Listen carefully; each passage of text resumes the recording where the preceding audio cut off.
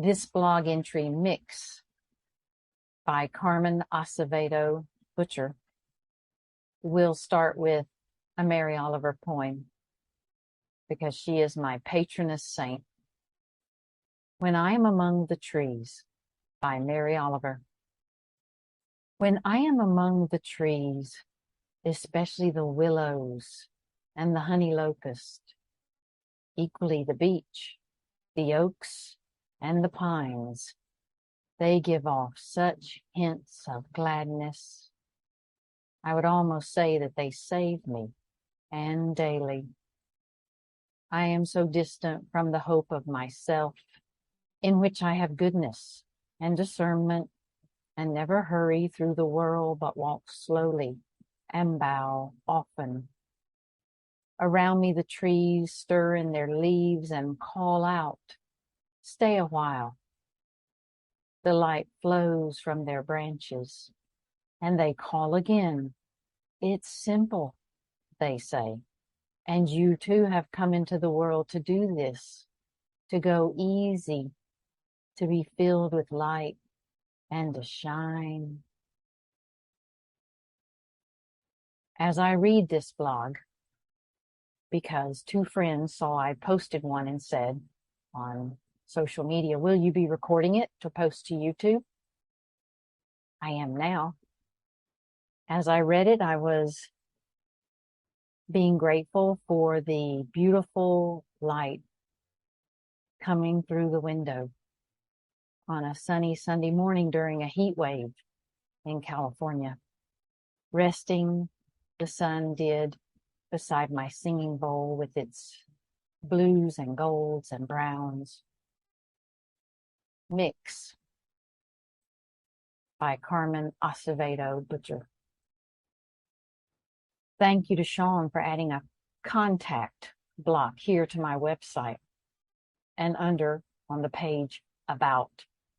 So if anyone wants to ask me onto a podcast, to lead a retreat, or give a workshop, you can easily get in touch. When I was growing up, good women were seen, not heard. So lately, life's been an adjustment. To be asked on the podcast as Practice of the Presence was birthed, not only to be asked about Brother Lawrence, but also about my own journey, has been both yay and WTF. In for a dollar, in for a gold brick. You're invited to listen in. Josh Patterson and Greg Farron, Josh and Greg, on Rethinking Faith, got me to talking about everything. You can listen to the Rethinking Faith conversation we enjoyed, the links here. It's magical what active listening will do. Thank you both. But imagine being asked what you think about taboo topics growing up, when a part of you, despite all your true self-work and shadow work, is still a wounded 5-year-old, much loved, but still 5 and still recovering. To talk freely as I did with Josh and Greg tells you a lot about Josh and Greg and their wise kindness. Because I suffer from, live with, and try to practice the presence my way through, also breath work my way, see a therapist, chant, listen and be kind to others, and go for walks through severe anxiety. This severe anxiety is like an inner blindness, so real it's hard to describe to others. I don't remember saying this, and only know because Josh and Greg later posted this cool computer coding meme with a quote by me. Quote, Christianity has a lot of beautiful treasures that have been buried under binaries, and binaries rarely work. It's on Instagram at Practice of the Presence Book. Kind listening draws out of you what you didn't know lay in you. That is such a powerful experience to have, about the ocean of interdependence we all swim in, live, move, and have our being in. And that includes with all creatures, even and especially the roly-poly walking on the sidewalk that I try not to step on. Kind listening also happened on Encountering Silence with the amazing Cassidy Hall, Kevin Johnson, and Carl McColman. Afterwards, when they posted 2 beautiful memes with my quotes on them, I learned I said, quote, "I've always had a special relationship with trees. They feel like the keepers of silence." And, quote, "I was able somehow with the silence to hear the self-compassion." And those are also links given here. In my experience lately, I've decided when others actively listen to you and you dare risk being open yourself, prayerfully and mindfully, it's not unlike walking out into the listening forest, silence embracing you with its ancient loving openness, and anything truly can happen then. You can listen to the Encountering Silence conversation also, with links provided here in the notes. It's easier to say to students, get out of your comfort zone. You only live once. Be open to discovery in my class. Invest in yourself. Honor your voice. Than it is to do it yourself. This summer, I helped do interviewing for the Mystic Summit for the Shift Network. With dyslexia and anxiety, I made notes upon notes and did a mountain of research to ensure I pronounced names and words right and could listen well.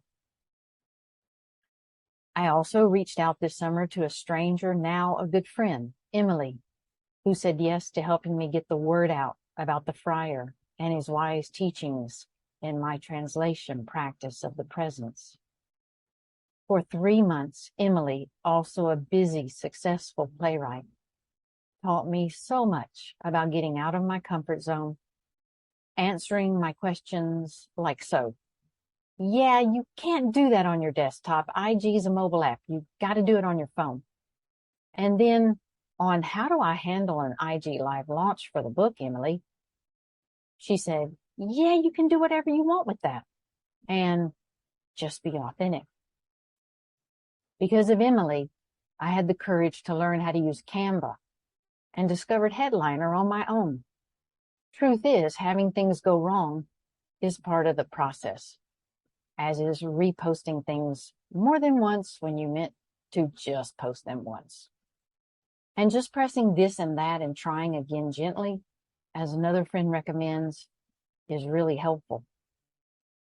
With Canva and this newfound courage, I began this month to make and post on social media my own mixes of my translation with art, including choosing colors, backgrounds, fonts, and more. I have a plan to go through the whole book. I started at the beginning of Practice of the Presence, picking quotes that stand out to me as helpful or beautiful, and it's been very creatively fulfilling. In fact, it's a lot like Lectio Divina, focusing on individual words and also how they work together, meditating on them as I create them. It's satisfying to my soul. With such friendships, old and new, old/middle-aged and young, I also found the courage to start adding videos here to my YouTube channel. Then at 100 followers, I can customize the URL for it. Until then, my YouTube channel's bit.ly link is Carmen's YouTube. I am thankful over and again because all summer I have experienced how active listening is what we most need, and I rededicate myself daily to trying to be an active listener. So many people have written or messaged me to say how much my translation of Brother Lawrence means to them, and for that, I can say my prayers were that the humble friar's wisdom might be kindness and calmness in the world, as well as gently disruptive, helping us all become more embodied compassion. One kind friend posted a quote of mine on Facebook that perhaps I said in the Rethinking Faith podcast. I'm not sure where he found it or heard it. Quote, I just want to be as good of a human as my cat Tao is a cat. And this is true. He said, quote, "That was such a gift to me this morning, and my heart is full with such kind community. I'm also exhausted from the launch activities for the book, but being kind to myself and recovering. I never knew that publishing a book these days has as much to do about getting the word out in our Horton Hears a Who world as it does about countless hours invested in researching, writing, and revising it. To the amazing friends, launch team members who helped me do this, thank you again. For an introvert with an extrovert interface, that kind of getting the word out does not come naturally, even with such a good thing as the friar and his work. You know, introverts prefer communing with ancient spiritual classics and this morning's snowy white egrets in the marsh. Yes, this blog is a mix. Life is also a mix. Grateful for the mix and the intermixing of it all. I am so grateful for my family and my friends and for the kindness in the world. Peace to you.